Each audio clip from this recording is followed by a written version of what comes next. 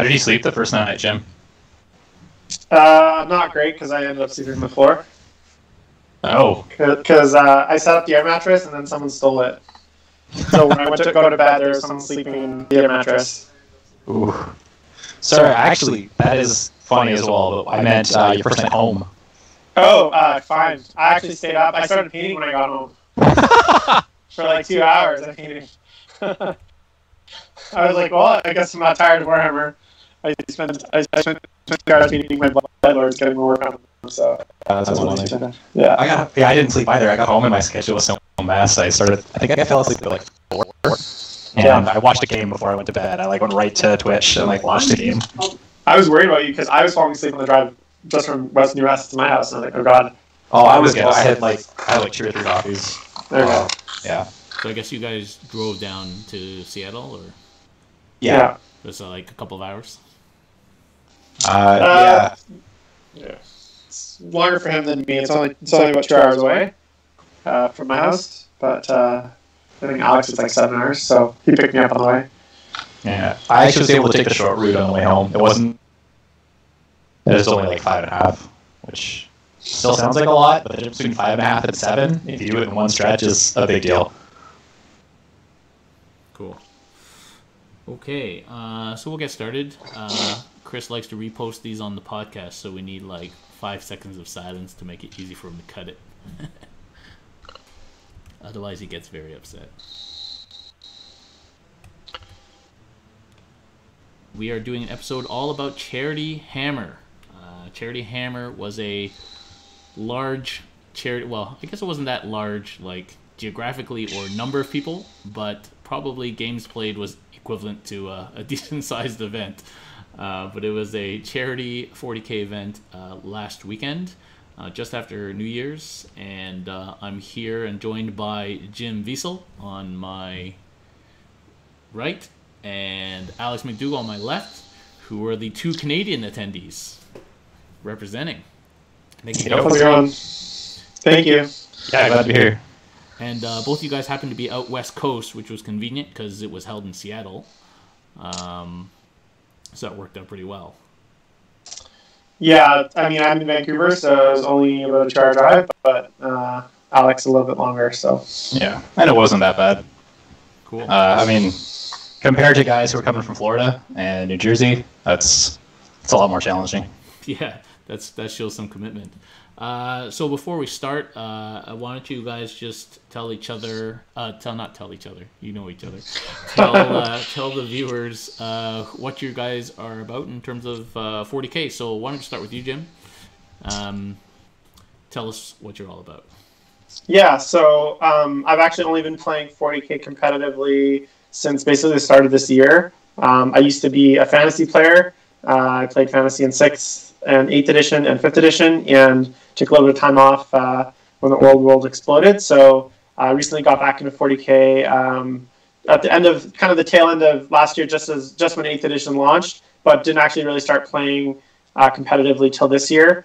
And I kind of threw myself in there with both feet because I used to play fantasy pretty competitively, and I obviously love the universe and I love the models and I love painting. So it's been probably the most 40K and most of any game workshop game traveled to it. I think by the end of this year I've probably done about 20 tournaments. Yeah. So it's been a really great year as far as tournaments and competitive scene and just the hobby in general. And I'm was actually spending today planning my 2019 year, and it's crazy how many things that I already am wanting to go to. So PCP some random event and boom, Jim Vesal's at the top. He's in there, he's across there, he's over there. I don't know where you opened a restaurant too, didn't you? Yeah, so I do restaurant. I work in a restaurant. I oversee a bunch of restaurants, and we have restaurants kind of scattered across North America. So this year, actually, I went as south as Texas. I went down there for the Alamo GT in June, and I went as far east as Nova, and obviously the West Coast, and then a lot of places, tournaments in and around Toronto and kind of the West Coast. So next year's looking like it's going to be pretty similar. So it's something that I'm really lucky to be able to do, which is travel a lot for work and get in some tournaments, kind of sneaky tournaments whenever I'm So that's something that I really enjoy about my job. So Yeah, cool. And you're doing pretty well. If we're talking ITC rankings, you're doing pretty well at the moment, aren't you?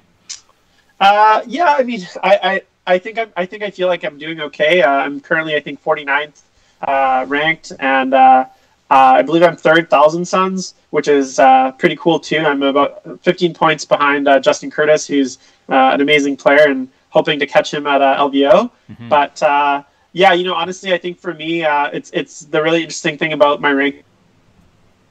Most of my higher finishes have really been in the second half of the year. And I think a lot of that is attributed to just playing a lot more competitively, and especially spending 6 months in Toronto with the guys out there, with some of the ETC team, going to a lot of tournaments out there. That's really kind of honed my competitive, play. The first half of the year, even though I like to go to tournaments, I was more of the, going to go out, have 100 beers, and sometimes not even show up to the second day because I'd had too many drinks.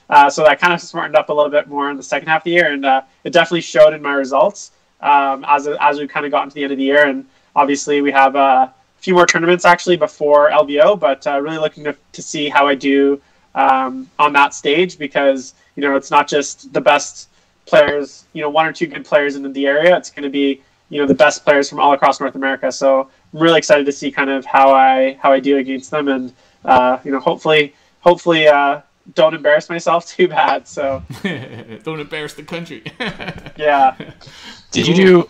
I would have thought I asked you this already, but did you do LVO last year?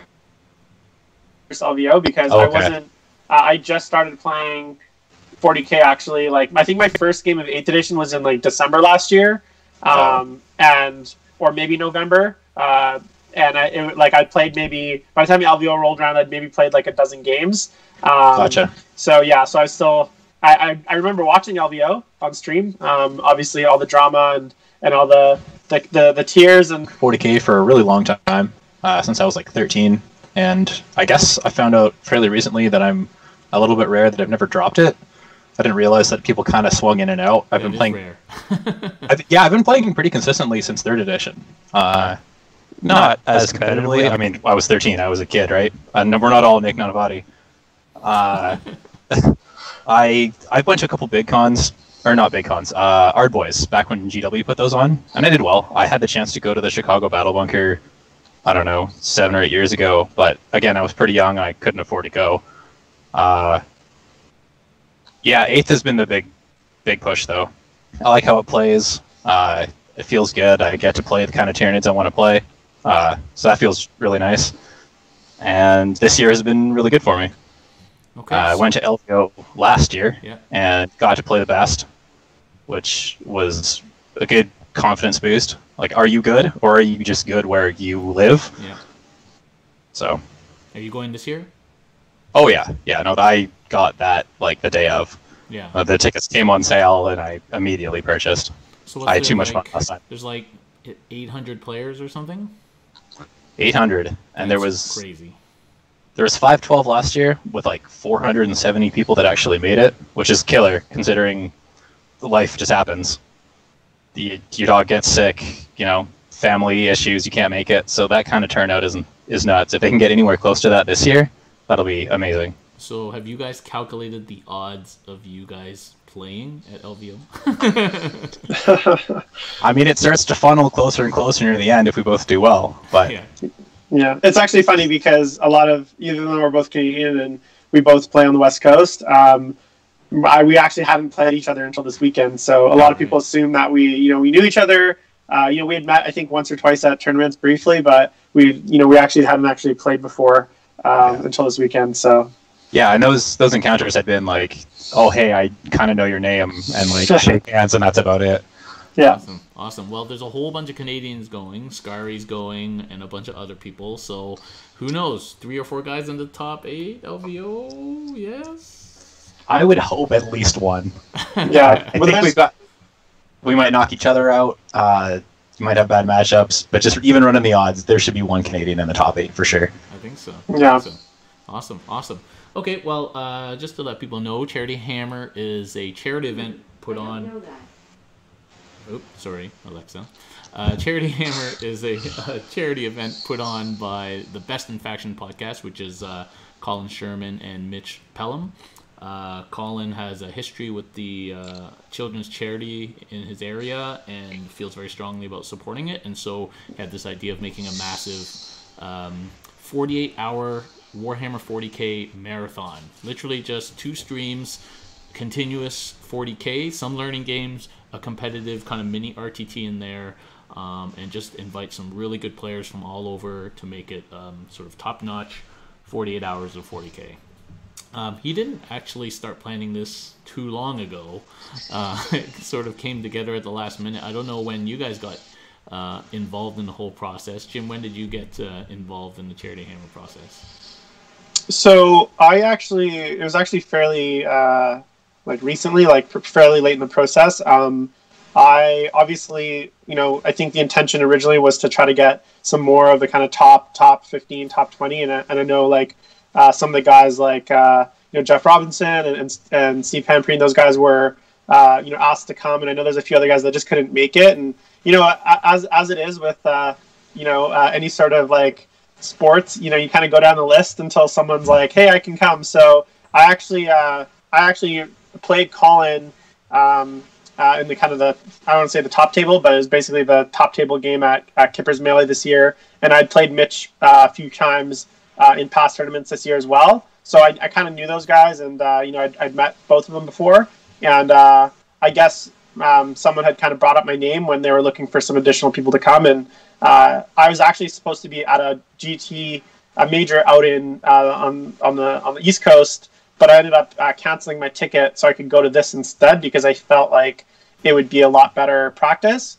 and I'm really glad I did because. Obviously I didn't just go for the practice. It was a great thing to contribute to, but they reached out to me, and I originally had planned to go to that major, but I decided, this was a much cooler event, and obviously I feel like it was definitely the right move to participate, and hopefully they invite me back next year, depending on where I am in the IDC rankings next year, but hopefully I'm high enough to get the invite back. So well, you ended up playing more games than you would have at the major.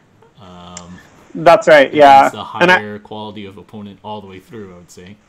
Yeah, I mean, I played some really tough games this weekend, and I learned not just from playing, but also from watching. So that was a big thing as well. Like some of the games that I saw is, 40K is one of those games where you're always learning, and especially see some of the players, and I'm sure we can talk about them. Yeah, all the games are posted on Twitch still, and I think they're hitting YouTube. Yeah. So for other people that want to learn, it's all 96 hours are going to be there, which is really good for everyone. Yeah. And you'll excuse me, you'll definitely have more practice at this than you would anywhere else. The kind of games you're getting here is your top table every single game in a row. Yeah. So body of players. I guess I got asked pretty recently too if I wanted to go to help with the second stream, because I know I'm a patron of BiffPod, and Colin knows that I'm doing all the streaming and stuff, and unfortunately it's hard for me to just jet off to the West Coast short notice, but I think it was either the Wednesday or the Thursday before last weekend, Colin's like, yo, can we use your stream? Because he was going to just start another Twitch account, which is kind of useless and would have almost no exposure. So I just lent him my stream key, and he would just stream to CanHammer the second stream.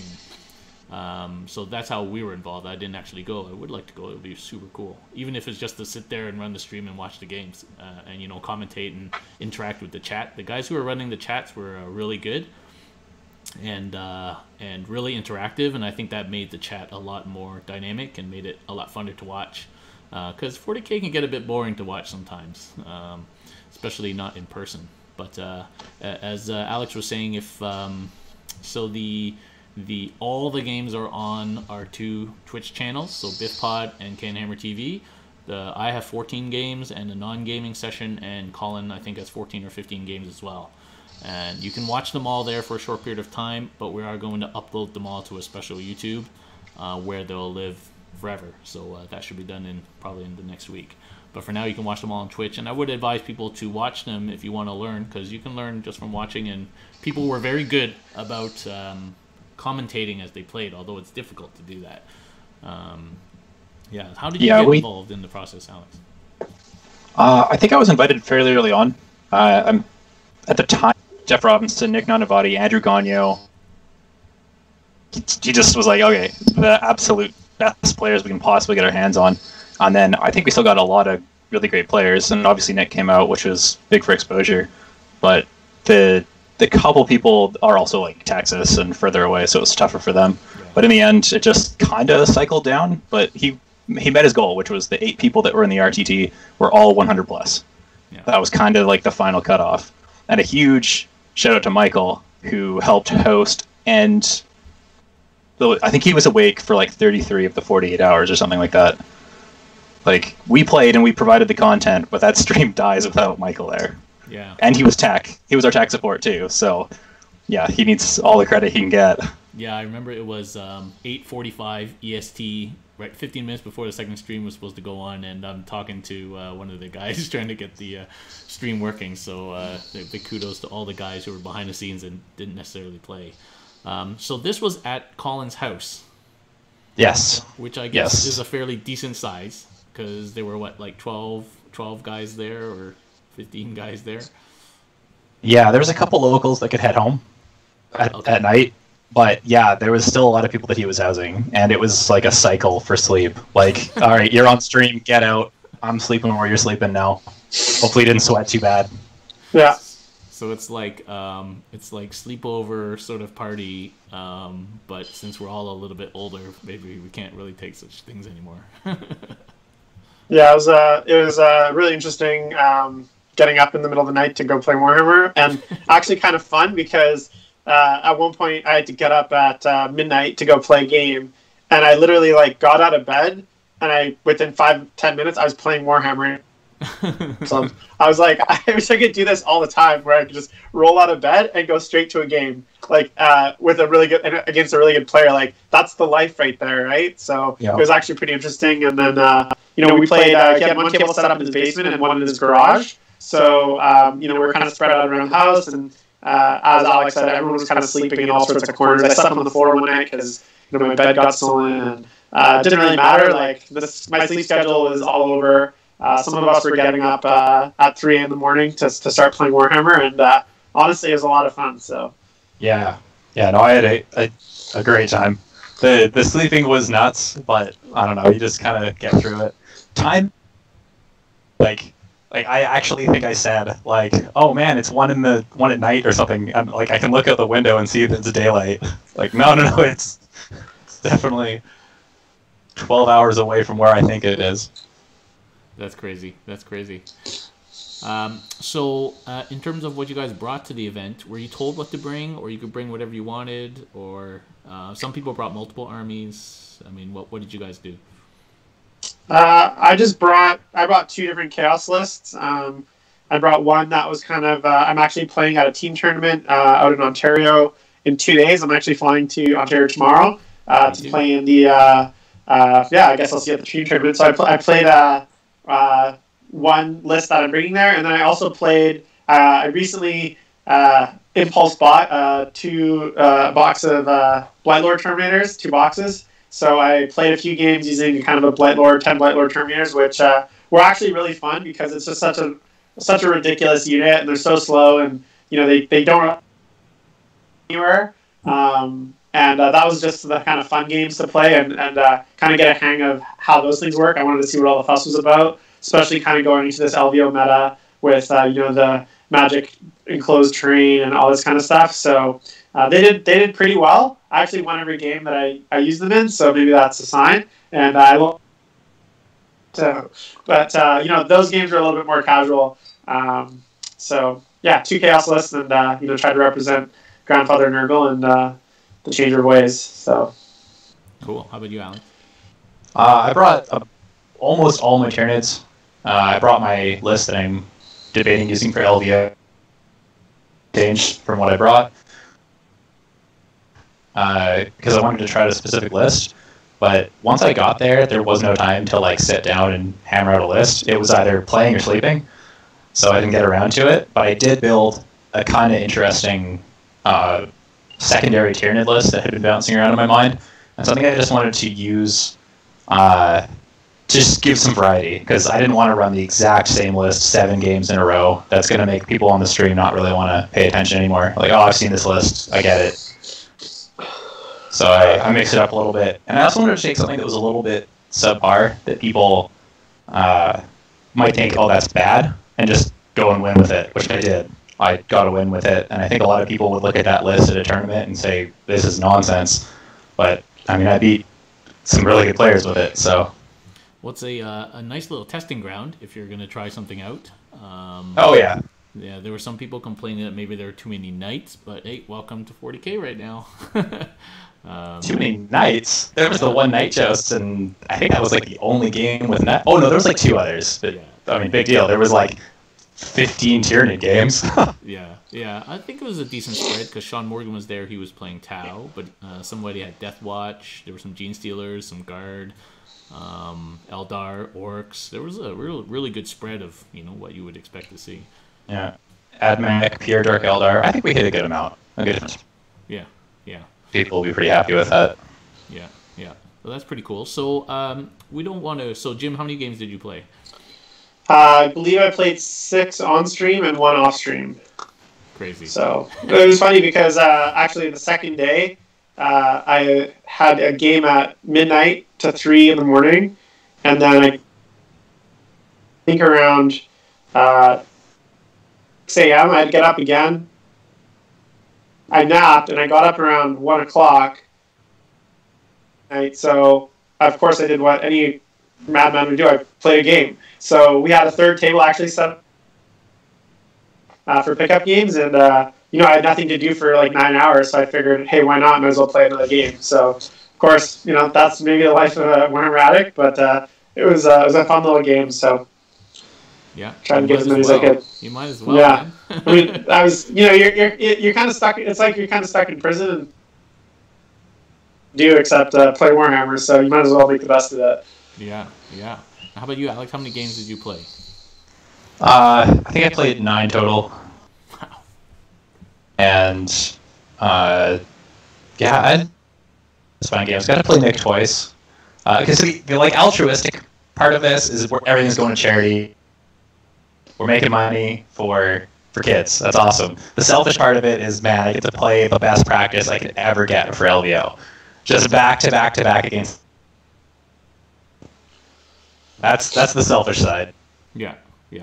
Well, there's got to be something in it for you guys. Nobody got paid, and so at least you get. I don't know. That's the number of Warhammer games I play in like 2 months. It's crazy in like the 2-day period. So, yeah. So we don't want to go through 14 individual games, and sure, people of course can watch whatever games they want on the stream on the Twitch channels. But why don't we just highlight 1 or 2 of your sort of favorite games, either because you won, or you got to play someone cool, or you got to try something new. Why don't we just talk about that for a few minutes? Jim, you want to start? Sure. I mean, I won't talk too specifically about what happened in the various games. I'd say definitely like the 2 most eye-opening games were my games against Alex and John Lennon, who actually flew all the way from Florida, and he's playing kind of a similar to Alex, Gene Stealer called Swarmlord. That kind of basic. That core, and then he actually had 3. I think they're vultures. I always get confused between vultures and Valkyries. And yeah, it's vultures. That was the rotor blade in the middle of it. Yeah. So that was both those games I lost, but they were the kind of loss looked at and learned a lot from. I think Tyranids in general. I have an atrocious record personally against Tyranids. Like I don't know if they just got in my head, but every time I play Tyranids, whether it's game 3 at a GT or I'm always in my head and end up losing. I think I'm too scared of certain parts of the army and not scared enough of other parts, and it just really gets to me. So it was good to play both of them, and I don't. They're both world-class players. It's probably 2 of the best Tyranid players in North America. And it was. Sorry. sorry, no, I was gonna say it was just like they're really eye-opening games, and I think I definitely learned a lot. So I'm really glad I got those games in. Yeah, I think a hunch says you might be seeing some vultures at LVO. So yeah, so the vulture meta is real, especially with the orcs on the prowl. So I think he had they both had very similar lists in some ways. Some core parts were similar, but they both had elements, and I think I literally got home, like I had like a bit of an existential crisis when I got home, because obviously I was feeling pretty good about my LVO list going into this weekend, and when I got home I completely rewrote it. So kind of starting from scratch about 4 weeks before the tournament, figuring out what I have to paint. Well, actually I guess 3 weeks, 4 weeks, yeah, it's 4 weeks before the tournament. Starting from scratch, really kind of rethinking everything. And that's kind of the way it goes. And thankfully we still have a bit of time here, and I'd rather find out over this weekend than my first game at LVO when I get dusted by a player who's just like a Broodlord or a Swarmlord or something. So definitely learned a lot, and those are probably my best games. Also managed to get a game in against Colin, which was really fun. And other than that, I mean, I think I played some pretty late night games. I got to play Sean Morgan, whose voice I recognize from Chapter Tactics, and now he's got a new podcast as well. I think it's called In the Finest Hour. So check that out if you haven't. So it was really fun. Well, it was interesting playing him because I've been listening to Chapter Tactics for a long time, and he sounds in real life just like he does on the podcast.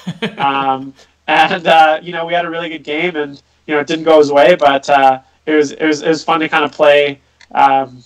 Play him, and then we had a pretty good game as well. So it was awesome. Didn't have any like disputes, and big shout out as well to like the people that were basically moderating the channels during the games, because it actually added a lot to the games for me, because something that I don't often get to do when I play Warhammer is either talk people through why I'm doing stuff, or answer questions about Thousand Suns or Chaos or anything like that. And it was really fun to be able to have that discussion and really help people that were asking questions. And you can tell obviously there's a wide variety of skill levels. You can tell some really good players were watching, but then there's definitely a lot of newer players. And I think the thing that I really enjoyed was having those discussions and having that kind of back and forth with the audience help I was doing. And hopefully at the end of the day, if aspiring Thousand Suns sorcerers out there to be a little bit better and kind of give Chaos a little bit more love, which it's definitely needing these days, then I'm pretty excited about that. So I think that was one of my favorite parts, is that interaction with the audience, and really just being able to be that teacher. Even though again I'm not necessarily the best player, not the best Chaos player. There's lots of people better than me, but I wish I had that when I was starting to play. I kind of had to learn on. So it was nice to be able to kind of impart as much knowledge as I could to the people watching. Yeah, I got to say, so on the Saturday, the first stream hit like 5,500 viewers and was Twitch front page. And there was a huge number of people in the chat who were like, oh, what game is this? Like, they just came and they didn't know what it was. And so we're like telling people what 40K is. And, hopefully we got some new people from that. But it was quite amazing how that happened. And to your other point, Jim, I was watching one of your games against one of the Tyranid Genestealer Triple Vulture lists.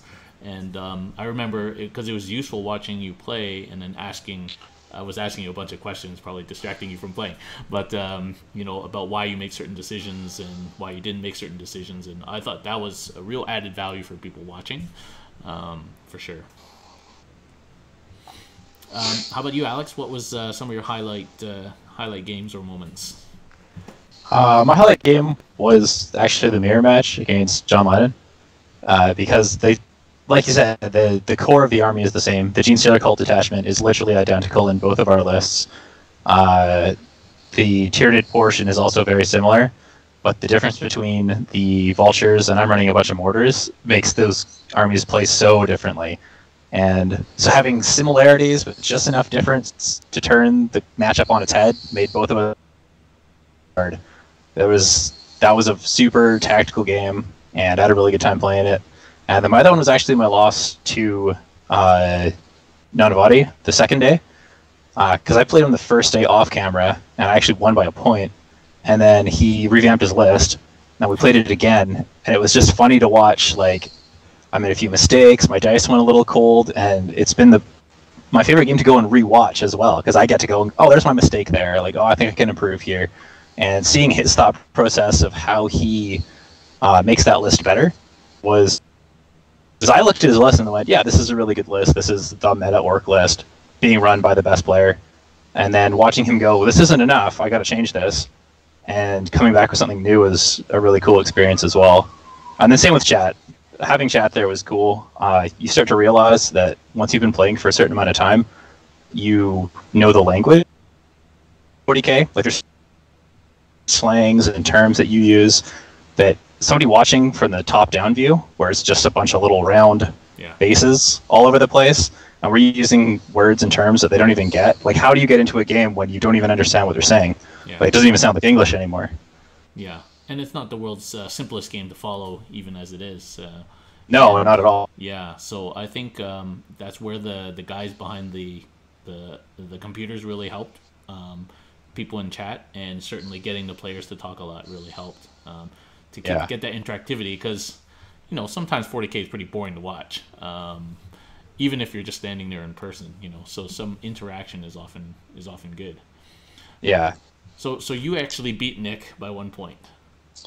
Off stream, of course. Off camera. So yeah, no one saw it, so I don't know if it happened. No one saw it. Evidence. There's no evidence of it, so apparently there's some eyewitnesses, but not the most reliable people. So the best part is deniability. The weekend was so crazy. All the things that happened, I can't even remember who was there to watch it. I know John was there to watch it, but I honestly have no idea who else caught it. So if I went, like, you watched the game, right? You watched when I beat Nick? I wasn't there. I'm like, damn it. I don't know what you're talking about. Yeah. Are you sure this game happened? Yeah. Oh, that's cool. That's cool. So, what do you guys think of sort of the principle that seems to be becoming more common of playing Warhammer for charity? We have a charity event next weekend. It's just a small little thing, and it's not streaming to thousands of people, but it seems to be a much, since the whole kind of Alex Fennell sort of Tony thing, which ended up with a bunch of money being donated to charity.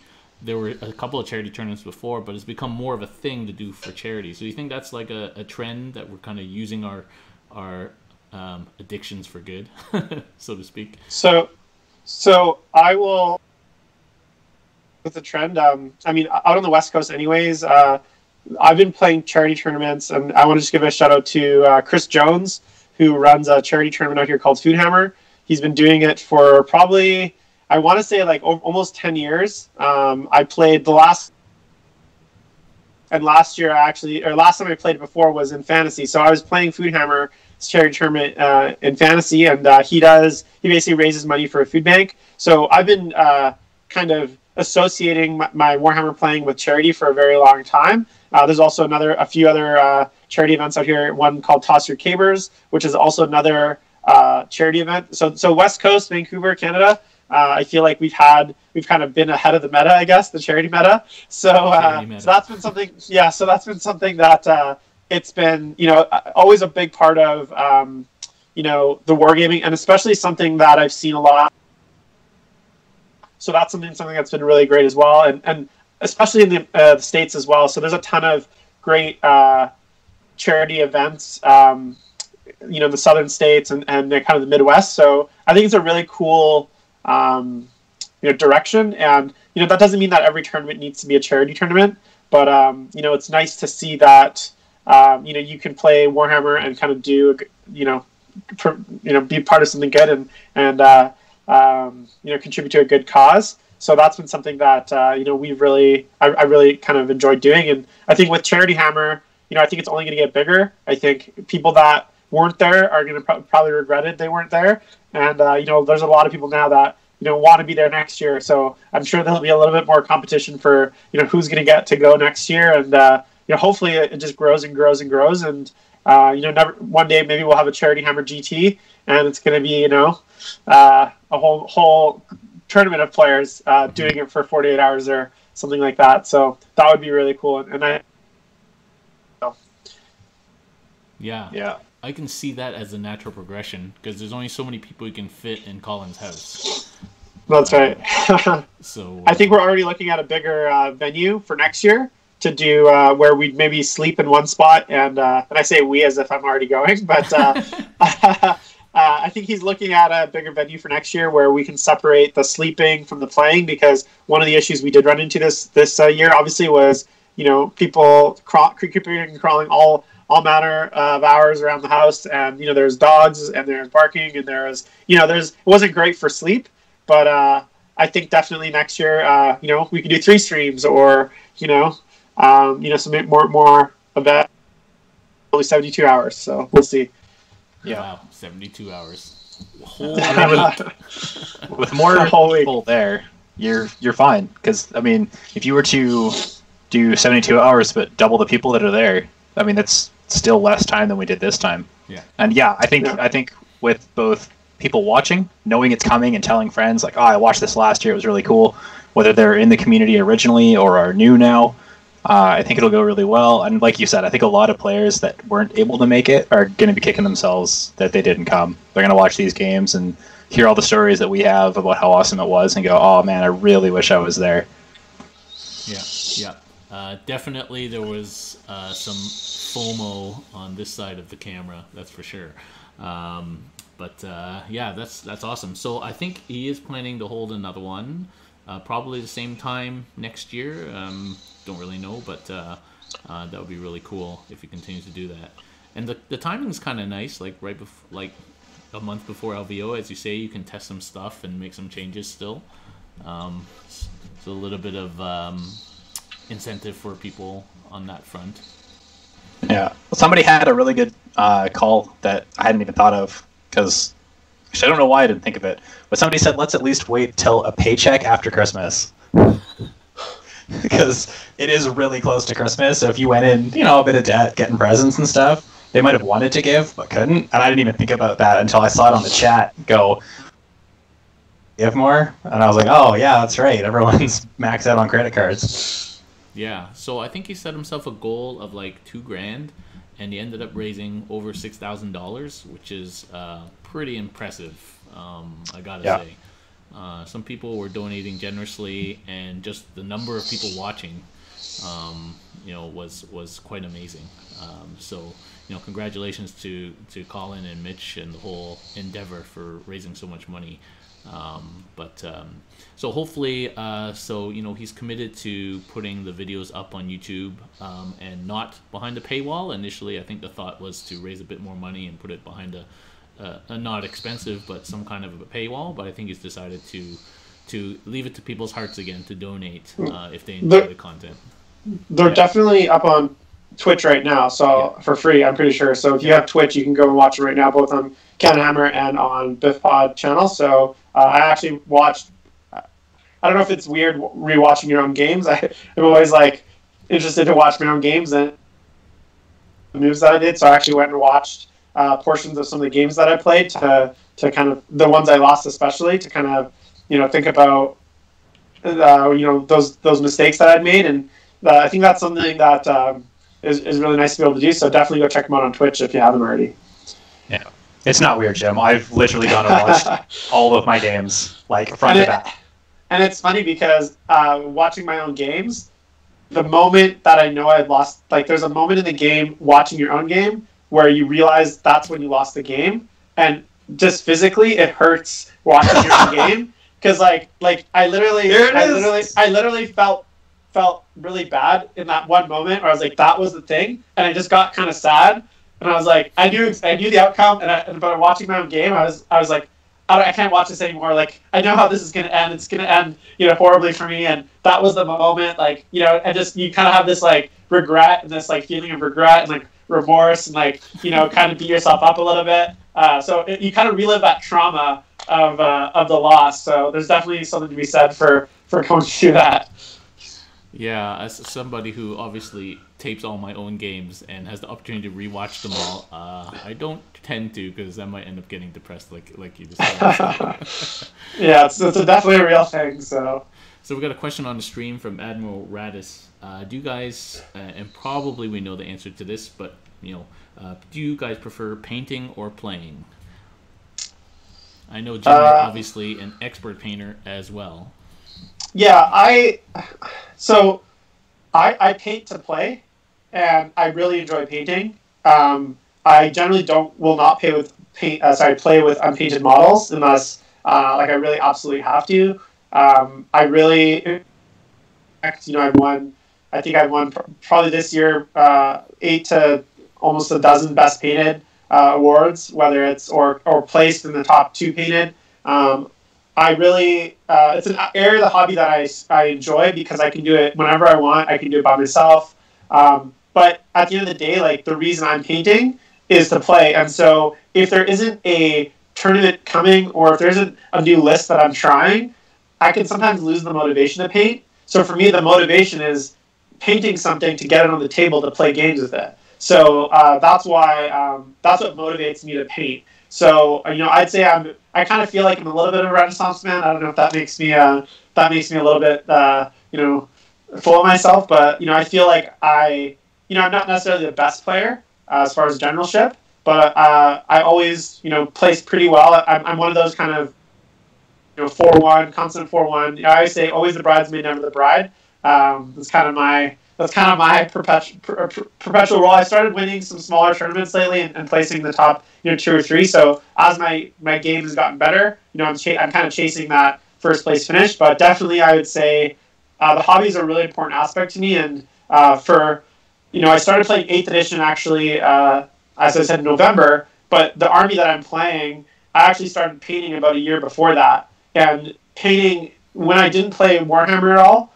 Between the end of Fantasy and when I started playing 8th edition, I still painted because I still enjoyed that part of the hobby, thinking that one day I would want to play again. And so I kind of slowly started collecting. And so the painting aspect is what kept me in the hobby and the rules were not where I wanted them to be. And it's something that I really enjoy doing. I love converting as well. I love building display boards. Like I just all parts of the hobby. I love reading the lore and the fluff. And I know I'm getting long here, but I basically love all aspects of the hobby. I feel like there's no part of it that I don't like.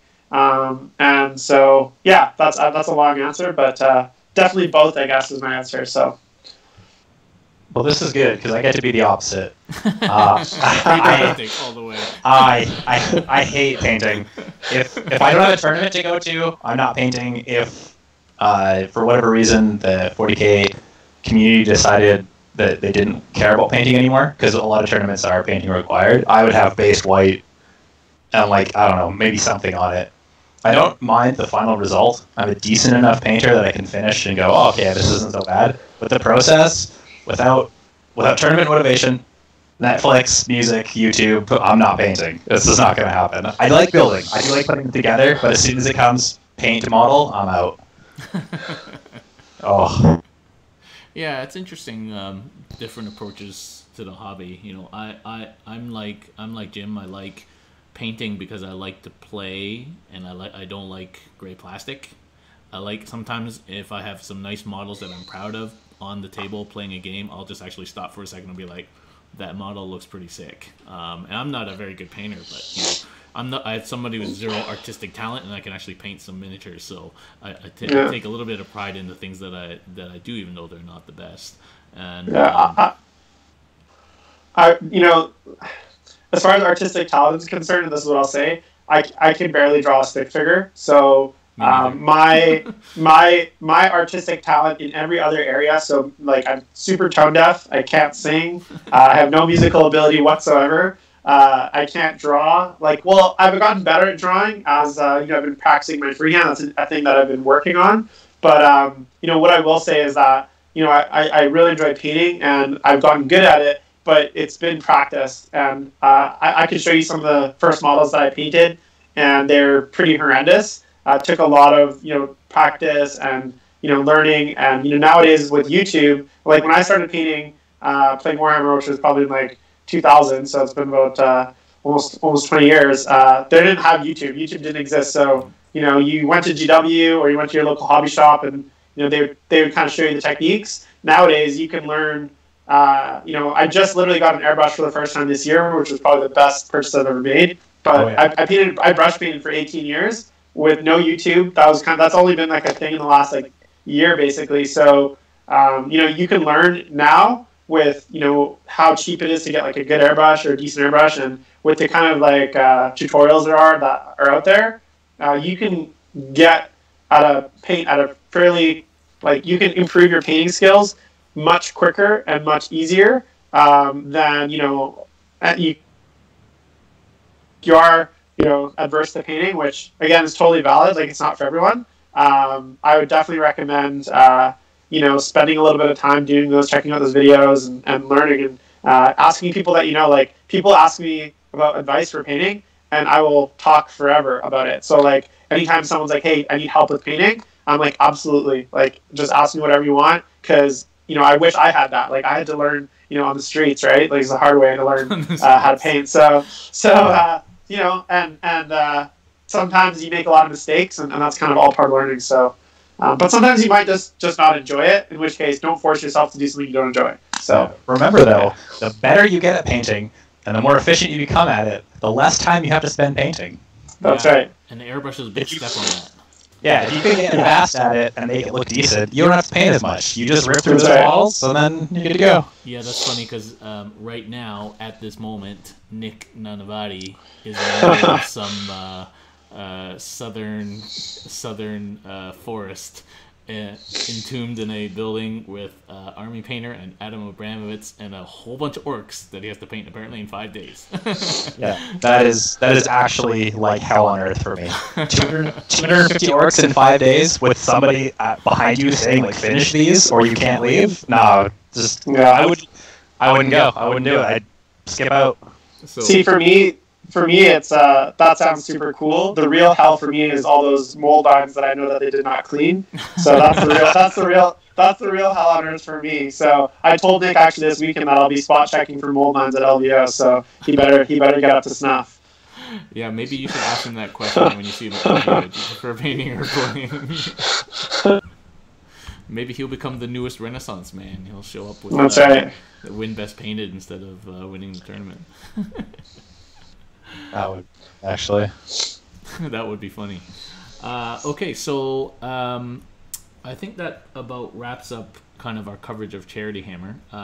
Again, for the people watching and listening, you can, as of right now, watch all the videos on CanHammer_TV Twitch, as well as BIFPod, BIFPOD Twitch, and they will eventually migrate to a YouTube of some creation, which I'm sure if you follow BIFPod on Facebook, it'll be posted up there in a second.